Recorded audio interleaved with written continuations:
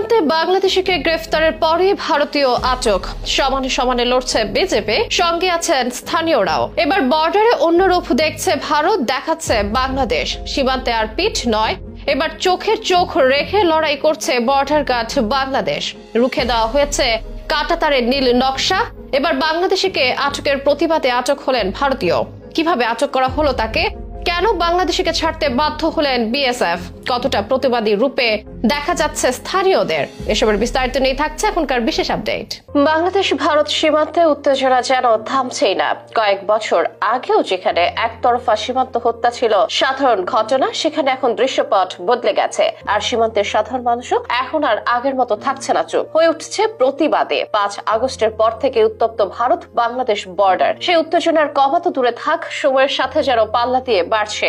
এর আগে border killing একতরফা হলেও এখন পরিস্থিতি বদলেছে। সীমান্তে একজন আক্রান্ত হওয়ার প্রতিবাদে দুজনকে আক্রান্ত করতে হবে বলেও তৈরি হয়েছে রাজনৈতিক চাপ। সীমান্তে পিঠ দেখানো নয়, চোখে চোখ রেখে দায়িত্ব পালনের নির্দেশ সরকারের সর্বোচ্চ মহলের। আর এতেই এতদিনে সীমান্তে পিঠ দেখানো বিজেপি এবার জেগে উঠেছে, কথা বলছে চোখে চোখ রেখে। সঙ্গে আছেন স্থানীয়রা। মাতৃভূমি অথবা মৃত্যু প্রশ্নে মৃত্যুকে আলিঙ্গন করতেও যেন প্রস্তুত তারা। সাম্প্রতিক সময়ে ভারত সীমান্ত বরাবর নতুন করে কাঁটাতার বসানোর পরিকল্পনা করছে, যা বাংলাদেশের অভ্যন্তরে ঢুকে পড়তে পারে বলে অভিযোগ উঠেছে।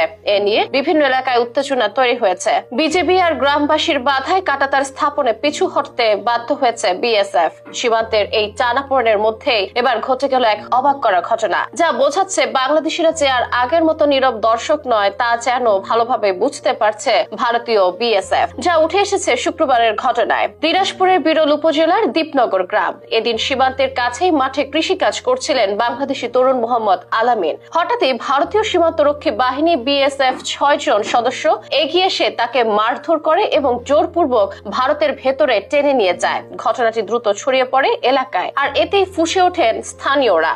এবার আর কোনো অভিযোগ জানানো বা ধৈর্য ধরার পথ বেছে নেয়নি তারা। প্রতিবাদের ভাষা এবার বদলে গেছে। সীমান্তের ওপারে থাকা ভারতীয় কৃষক নারায়ণ চন্দ্র রায়কে ধরে এনে বাংলাদেশ বর্ডার গার্ড বিজেপির হাতে তুলে দেন স্থানীয়রা, যেন একেবারে সমানে সমান জবাব। দুদেশের উত্তেজনা তুঙ্গে ওঠে। পরিস্থিতি সামাল দিতে বাধ্য হয় বিজিবি বিএসএফ কর্তৃপক্ষ।